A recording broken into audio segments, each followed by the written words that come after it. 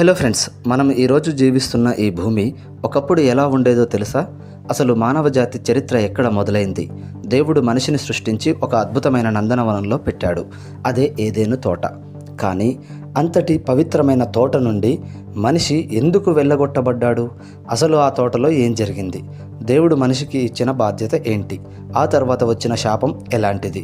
ఈరోజు ఈ వీడియోలో మనం ఆదికాండంలోని అత్యంత రహస్యమైన ఆసక్తికరమైన విషయాలను విడమరచి తెలుసుకోబోతున్నాం. వీడియోని ఎక్కడా స్కిప్ చేయకుండా చివరి వరకు చూడండి, ఎందుకంటే చివరిలో మీకోసం ఒక షాకింగ్ ట్విస్ట్ ఉంది. సరే, చరిత్రలోకి వెళ్దాం. ఆదికాండము 2:8 ప్రకారం దేవుడైన యెహోవా తూర్పున ఏదెనులో ఒక తోట వేశాడు.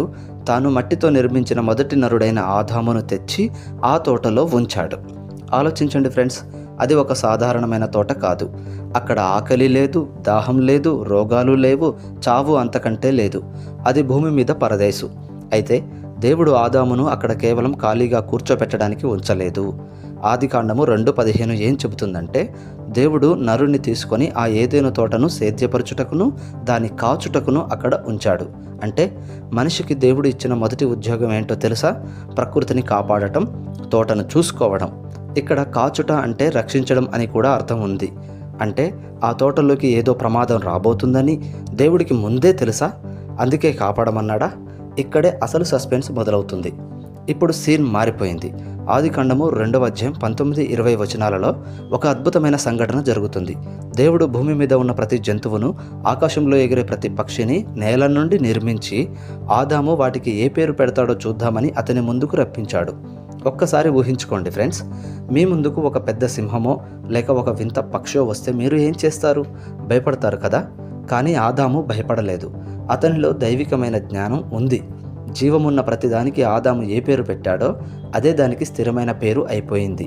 సింహానికి సింహమని, ఏనుగుకి ఏనుగు అని ఆదామే నామకరణం చేశాడు. కానీ ఇక్కడే ఒక ఎమోషనల్ ట్విస్ట్ ఉంది. సమస్త పశువులకు, పక్షులకు పేర్లు పెడుతూ ఆదాము ఒక విషయాన్ని గమనించాడు. ప్రతి జంతువుకి ఒక జత జోడి ఉంది. సింహానికి ఆడసింహం ఉంది, పక్షికి తోడు ఉంది. కానీ ఆదాముకు మాత్రం సాటి అయిన సహాయం, తోడు ఎవరూ లేరు. ఆ విశాలమైన అందమైన తోటలో ఆదాము ఒంటరితనాన్ని అనుభవించాడు. ఆ తర్వాత దేవుడు హవ్వను ఎలా సృష్టించాడో మనకు తెలుసు. సరే, అంతా బాగానే ఉంది కదా. మరి ఈ చరిత్ర ట్రాజెడీగా ఎలా మారింది? దేవుడు ఒకే ఒక్క కండిషన్ పెట్టాడు. తోటలో ఉన్న అన్ని చెట్ల పండ్లు తినండి, కానీ మంచి చెడ్డల తెలివినిచ్చే వృక్షఫలాన్ని మాత్రం తినకూడదు అని. కానీ సాతాను పాము రూపంలో వచ్చి హవ్వను, ఆదామును మోసం చేసింది. వారు ఆ పండు తిన్నారు, దేవుని మాటను మీరారు. ఇక అక్కడితో మానవ చరిత్ర గతి మారిపోయింది. దేవుడు సాయంత్రపు చల్లటి వేళలో తోటలోకి వచ్చాడు. ఆదాము తప్పు చేసి దాక్కున్నాడు. దేవుడు ఆదామును ప్రశ్నించినప్పుడు ఆదాము తన తప్పును ఒప్పుకోకుండా, నువ్వు నాకు ఇచ్చిన ఈ భార్యే నా చేత తినిపించింది అని దేవుని మీదికే నెట్టేశాడు. అప్పుడు దేవుడు తీర్పు తీర్చడం మొదలుపెట్టాడు. ఇప్పుడు దేవుడు ఆదాముతో అంటున్న మాటలు వింటే మీ ఒళ్ళు గగురు పుడుస్తుంది ఫ్రెండ్స్. ఆదికాండము 3:17 దేవుడు ఏమంటున్నాడంటే, నీవు నీ భార్య మాట విని తినవద్దని నేను నీకు ఆజ్ఞాపించిన వృక్షఫలములు తింటివి గనుక నీ నిమిత్తము నేల శపింపబడి ఉన్నది. ఆలోచించండి, ఆదాము చేసిన తప్పుకి పాపం అమాయకమైన నేల శపించబడింది. అంతవరకు కష్టపడకుండానే అద్భుతమైన పంటలను ఇచ్చిన భూమి ఇప్పుడు మారిపోయింది. వచనం 3:18 ప్రకారం అది ముండ్ల తుప్పలను, గచ్చపొదలను మొలిపిస్తుంది. మీరు పొలంలోని పంట తినాలి అంటే ఊరికే రాదు. వచనం 3:19 మానవ జాతికి అత్యంత కఠినమైన శిక్ష విధించబడింది. నీవు నేలకు తిరిగి చేరు వరకు నీ ముఖపు చెమట కార్చి ఆహారము తిందువు. అవును ఫ్రెండ్స్, ఈరోజు మనం బ్రతకడానికి ఇంతలా కష్టపడుతున్నామంటే, ఉద్యోగాలు చేస్తూ రక్తాన్ని చెమటగా మారుస్తున్నామంటే దానికి కారణం ఏదెను తోటలో ఆదాము చేసిన ఆ ఒక్క తప్పే. చివరగా దేవుడు ఒక నగ్న సత్యాన్ని గుర్తు చేశాడు.